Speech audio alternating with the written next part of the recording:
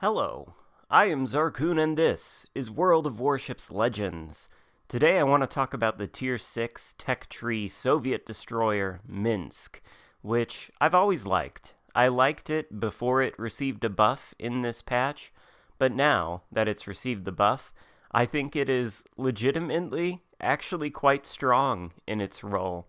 And this is crazy because I know a lot of people out there don't like the Minsk, they find it hard to play.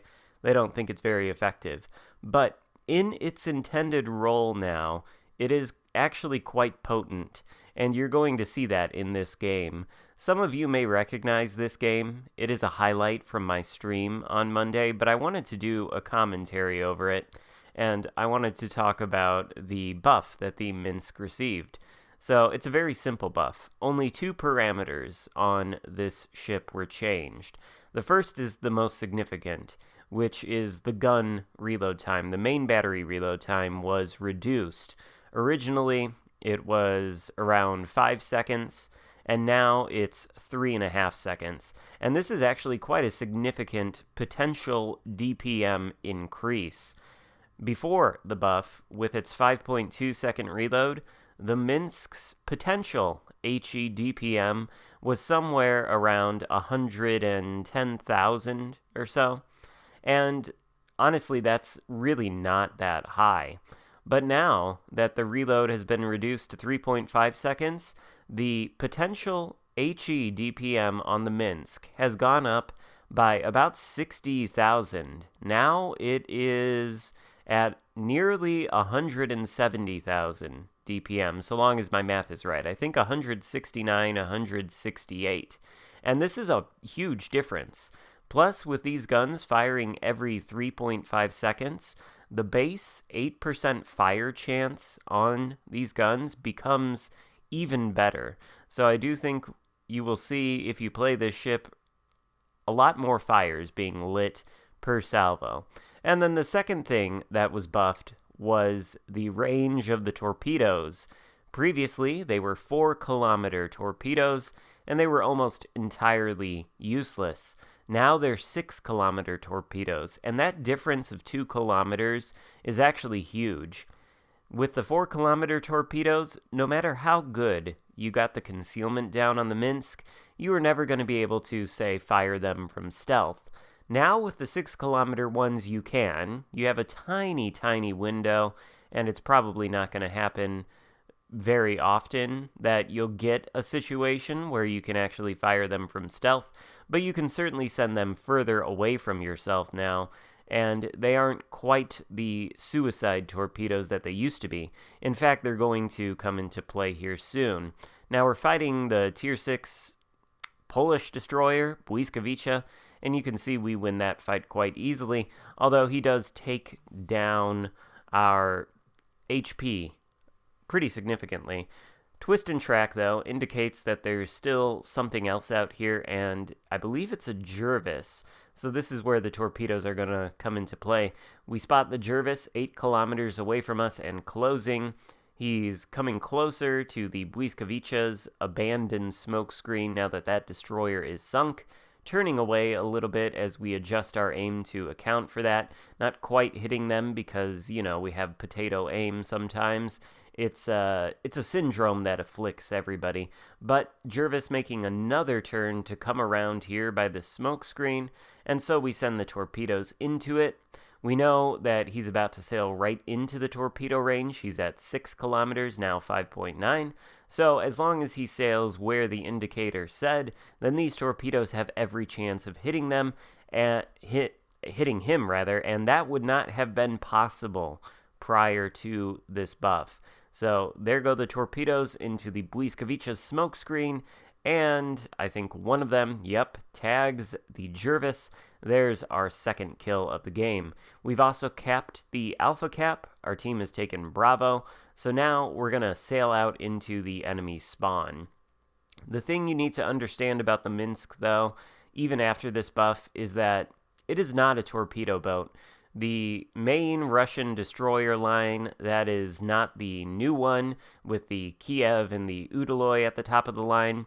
The main line is a line of gunboats. these are much more light cruisers than they are torpedo boat destroyers, and still, even after an increased torpedo range on the Minsk, the guns are the bread and butter. They are what is going to get you most of your damage over the course of a game.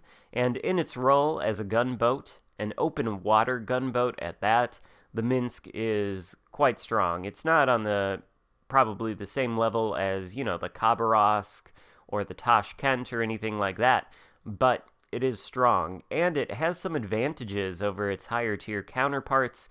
Namely, it is a lot smaller than both the Tashkent and the Khabarovsk. It sits lower in the water. It doesn't have as much freeboard.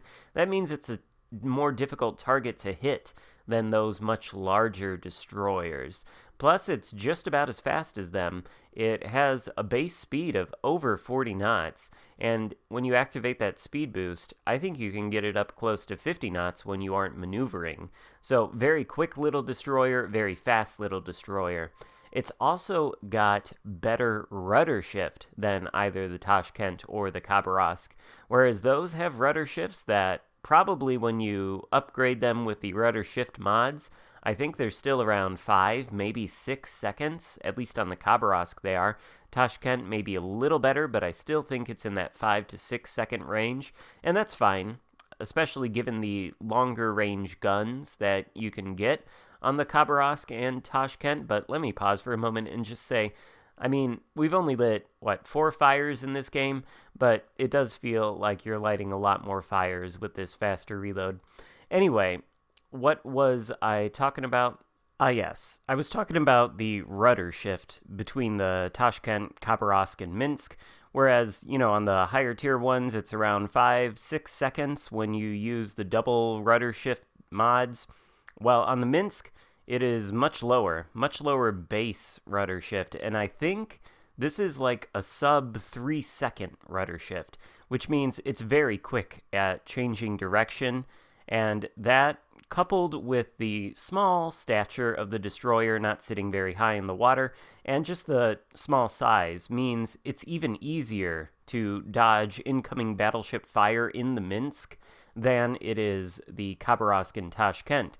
In fact, if you're able to play this ship correctly as an open water gunboat in this state where it's as strong as it is now, well, it's good training for the Khabarovsk and Tashkent. And if you can make it through this ship as an open water gunboat today, which is a lot easier than it was before the buff, let me tell you that, then you'll be very well practiced and very well versed in the open water gunboat destroyer playstyle, which, I'm not going to lie, it is my favorite destroyer playstyle in the game. I love open water gunboats. I love the Minsk, the Tashkent, the Khabarovsk. I prefer these so much over torpedo boats. The gun power is always more consistent than torpedo power. And by the way, this Ranger, I thank you so much for just sitting there and allowing us to Citadel you to death to acquire our Kraken Unleashed. But the gun power on destroyers, much more consistent. Anytime you're launching torpedoes, you are relying on, you're relying on aim, positioning, skill in that sense, but there's always the component of RNG, which causes your torps to spread. Sometimes it makes nice, convenient gaps for battleships to go through, and there's always the element of luck. The target you launch your torpedoes at could change their course. They could entirely avoid the torpedoes. With guns, so long as your aim is on point, you'll land a few shells. If you're aiming at the superstructure, you'll do a bit of HE damage.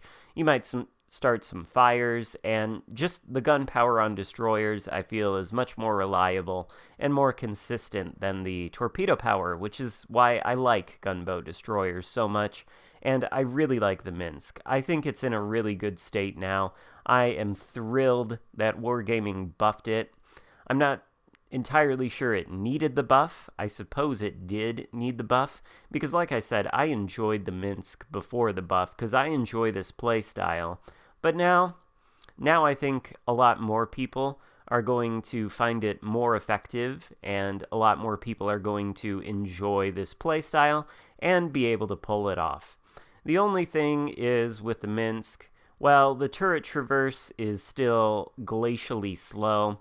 It's still like battleship level turret traverse, so it is best to use Trubetskoy as your commander, and while you might be tempted to take his Zippo lighter skill that drastically increases the fire chance and increases the gun range on these guns, Twist and Track is the way to go for improved turret traverse. You don't want to be dealing with like 30-second turret traverse. You want to use Twist and Track, get that turret traverse down to more of the 20-second range, because if you're waiting for your guns to get on target all the time, it's not really going to make much of a difference that your DPM has been increased by the reload buff, because you just won't have your guns on target. So Trubetskoy is the way to go.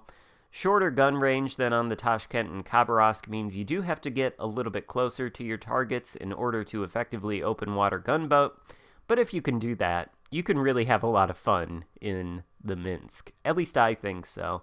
So here is a Kraken and a 3000 base experience game in the Minsk. I think an excellent result. I think the best result I've ever had in the Minsk in terms of base XP and in terms of number of ships sunk. Hope you enjoyed it. If so, give it a thumbs up. Thank you so much for watching, and I'll see you next time. Goodbye.